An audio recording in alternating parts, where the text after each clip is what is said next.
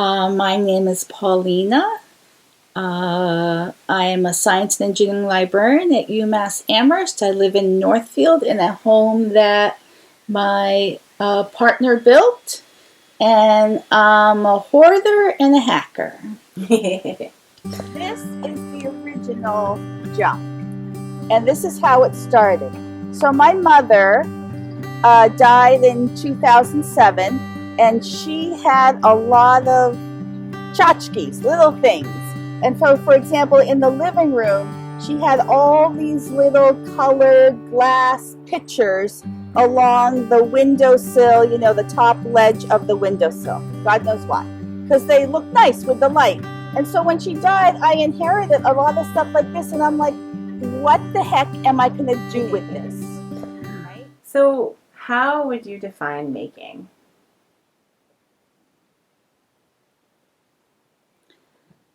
That's a good question. Gosh, that's a hard question. I would say making is, for me, making is repurposing. Right. I think, and it's different for different people. Right. So for me, it's repurposing.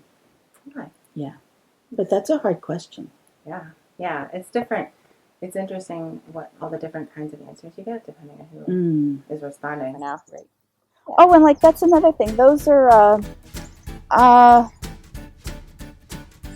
these. I make a lot of these.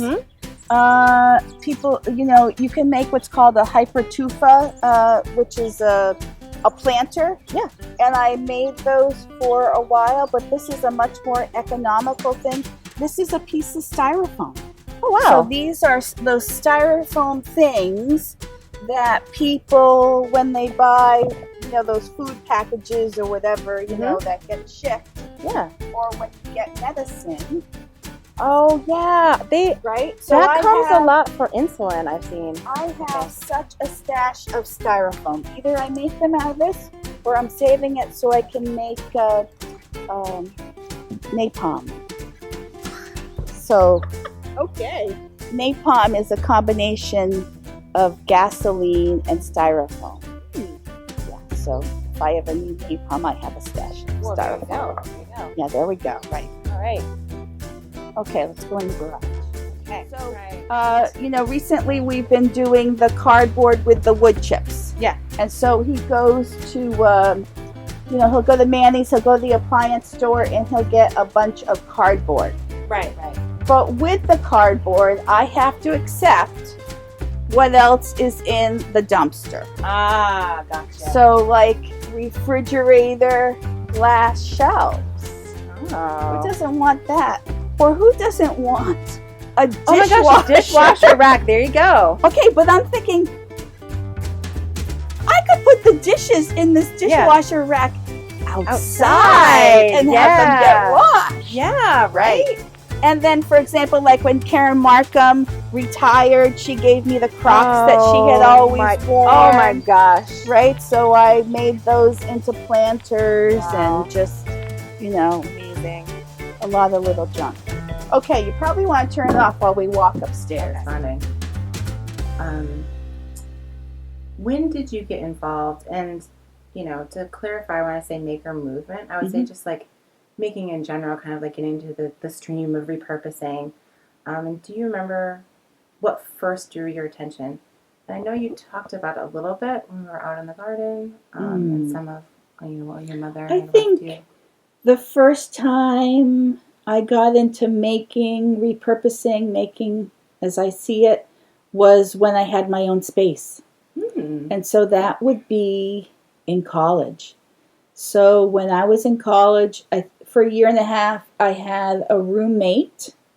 And then when I had my own room, that is when it all began. Because I remember doing a paper and putting up a clothesline with all clothespins with all the little index cards. I mean, this was before computers and all that stuff. And when that project was done, I remember taking postcards and putting them on those little clips and stuff like that. Mhm. And I remember decorating my room, and I remember in the fall one year I got a big pile of leaves, and I had a big pile of dried leaves in my room that I would sometimes like sleep in or take a nap in, and I just like, I always like little tchotchkes and little things from outside that you find, and you find like a little egg, or you find like a little nest, and I would decorate my room that way. Yeah, it was terrible to have to clean up and pack up, but in a way it was great because you could just take that bird nest and break it apart and say, go be something else. Yeah. Right? That impermanence. It goes into the compost bin. Yeah, exactly. Everything is about storage. Yeah. Right? And so I'm always picking up lockers. Yeah. Jim has these lockers, but he's not so fond of labeling. Oh, the labels. Right. Oh, I was just thinking about how nice those are. Like They are. solvents. They What a are great great. space. But and then I hung the funnels there because you would need that and stuff like that. But gasoline and antifreeze, like this is the perfect way to store this stuff. I know, but how come some things aren't labeled? Is he hiding things from me? I don't know. Strategic storage. Strategic I don't know what the storage. strategy is. No, Oh, sorry. Right. all right.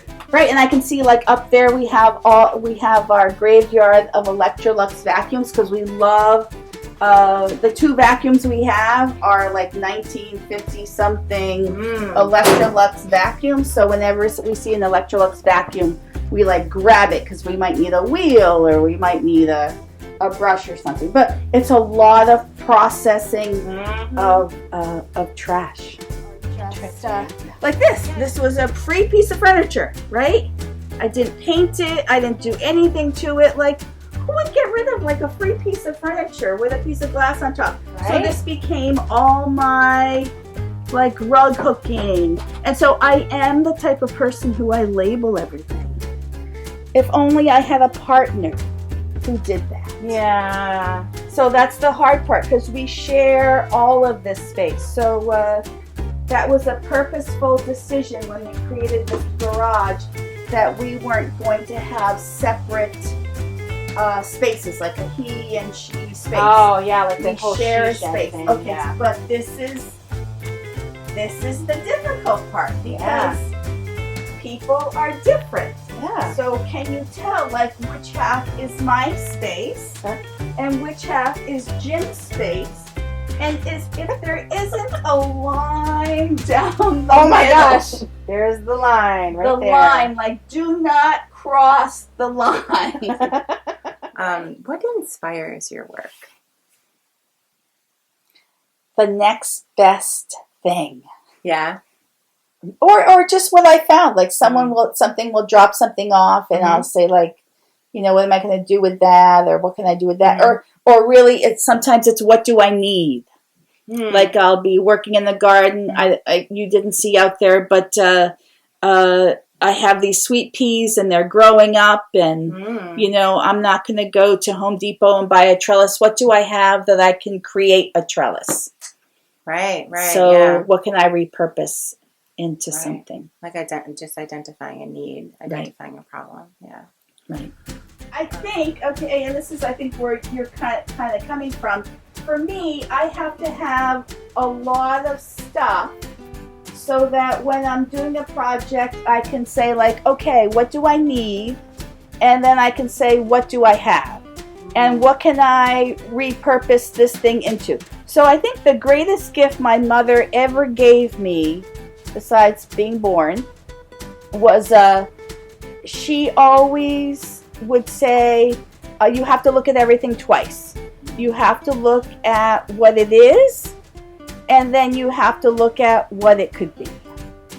Right? So everything I look at with those two lenses, what it is and what it could be. So for example, the other day I picked these up.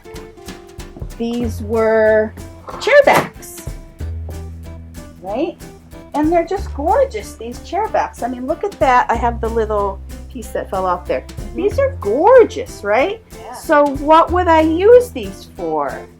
So what I'm going to do is I'm going to take out the chair back stuff, right? And I'm either going to put a chalkboard in here or some type of memo board. Oh, nice. So I'm going to paint it and then choose a fabric that kind of goes along, or a chalkboard or whatever, to kind of repurpose it. And then you can hang it up as like a little memo or a little chalkboard. So Nice. that's, you know, I'm always kind of looking at stuff in that vein. And as I said, I spend a lot of time putting away trash. Like, for example, did you have a popsicle last night? So every single popsicle stick gets saved, you know? Oh, and this is another thing, like every single top to a yogurt container or a whatever orange Gina, it all gets saved.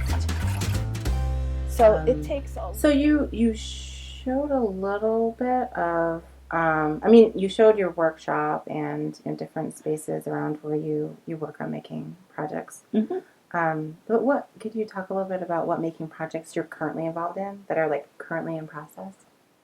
I have some sewing projects going on, and that's where, like, I like to have layers of different things. Like some things where I'm just starting, some things where it's almost completed, and then I have things where I'm frustrated. So, for example, behind me, you'll see that there's my serger, and so I was working on a project, and there is nothing worse than when a sewing machine or serger goes bad.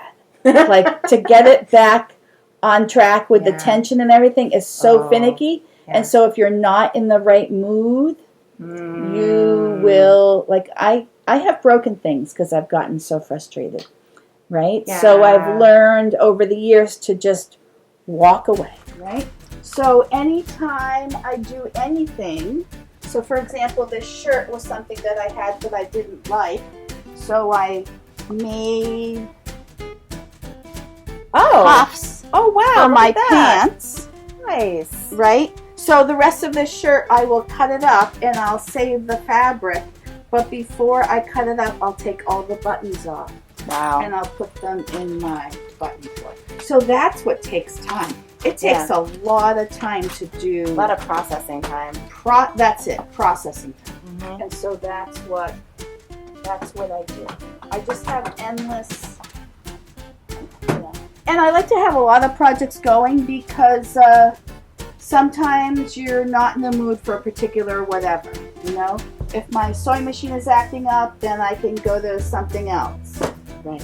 But you can just see I have like tons of like just hoarded stuff. Yeah. It's amazing. And then on the other side, there's a whole set of lockers and stuff. Over here? Yeah. Okay. Over here, right? Oh, and a treadmill. Yeah. Yeah. So these are all the seeds from the seed library. Those are going back. But then I have Ah. like lockers full of stuff. So everything, you know, I try to have stuff labeled. And so these are all when you get your telephone book, sometimes there's a magnet on it. So I cut those up. I put a little contact paper on them, and I put a little label maker. That's my favorite thing, my label maker. Oh, yes. I love my And label so maker. just like stuff, Yeah. right? So lockers and just full of stuff. Yeah. Right? So I don't throw away anything. Yeah. It's just what it is. It is what it is. So I have to admit that bobbins kind of freak me out. Like there's just The tension has to be just right. I know. My mom is master gardener, master sewer, master every spins, dyes her own wool, like all that stuff. It was always such an intimidating prospect, but especially with the sewing. She used to make a clothes, Right, and clothes. I remember her trying to teach me and just being like, I don't know, man. Like, I don't know if I have the patience to, like, calibrate the tension on this. And, like, there's just so many different And just bobbin is what sticks in my head. And I'm like, ooh, there's some under here too. Like, oh my gosh. No, like when a sewing machine is working well, you just keep sewing. Yeah. Right. Well, we had a foot pedal. Oh, yeah. Singer. Yeah. Right.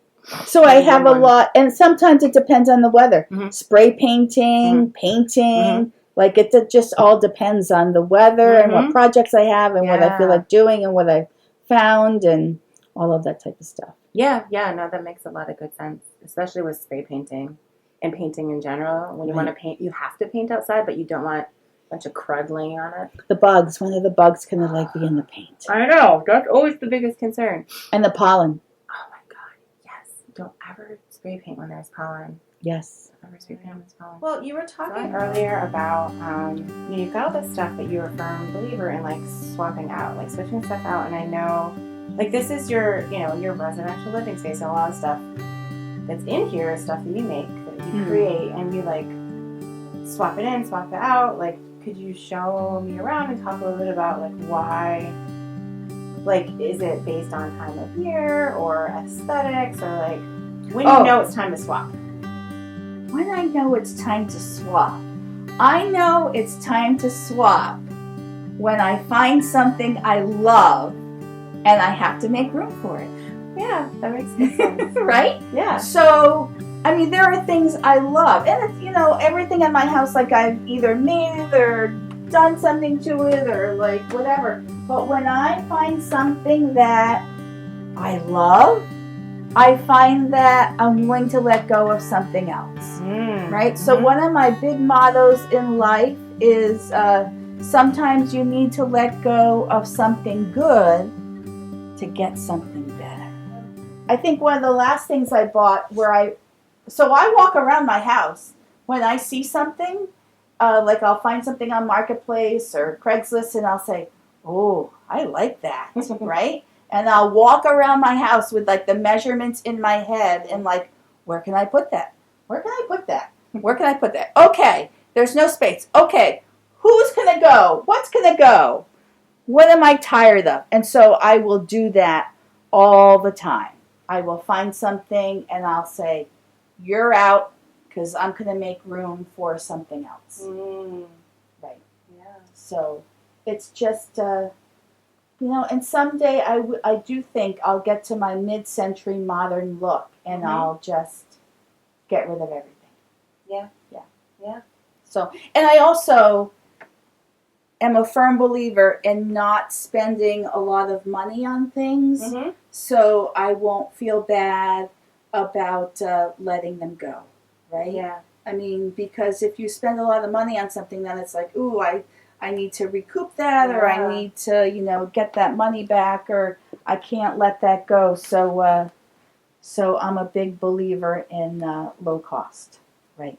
Yeah. And I'm a big believer in like good enough, right? Yeah. So there are pieces in here that are good enough, Right. Like, so it's just good enough. It doesn't, I'm not a museum restorer. I'm not a antique collector. I'm not like, that's not my thing. I'm just like, good enough. I like that. Yeah. Good enough. Good enough. Good enough. I am of the camp of good enough. So this chair, Oh. right? Wow. I got this chair for $25. It's like, how could you get rid of like a French chair for $25? And so it still had the price tag on it from wherever it came from, right? So I bought the chair for $25, and it had a little tiny rip in the silk. So I put, and then I didn't like the way it was just one. So then I put another one over here, and this was a needlepoint that I bought at like a tag sale. Nice. And then I put some, I wouldn't call this ribbon. I don't know what you would call that around it. Yeah. So so when it comes time for this chair to go, I won't feel so bad because it was $25. Like, you can go, right? Yeah. Yeah, it makes a lot of sense. I like the impermanence The impermanence, The right? impermanence. And the like constant change. It's This very, table I bought for $5, and it was all crappy, right? I mean, one of those brown tables from the 70s Mhm. that everyone had in their house, Mhm. right? And the whole veneer was coming off. Wow. So I just took the veneer off, and then I bought it because I had seen a woman on Facebook paint this type of design, Yeah, and yeah. so I wanted to try it. Cool. And so was I going to try it on something that like I paid a lot of money for? No, it was a $5 table, and Yeah. so I was willing to kind of play with that and see how it went. I love that. I love the like experimentation factor and like the low stakes for Low being able stakes. to play. Yeah. Right. Yeah. Right. That's what it's all about. Everything is low stakes. Like Yeah.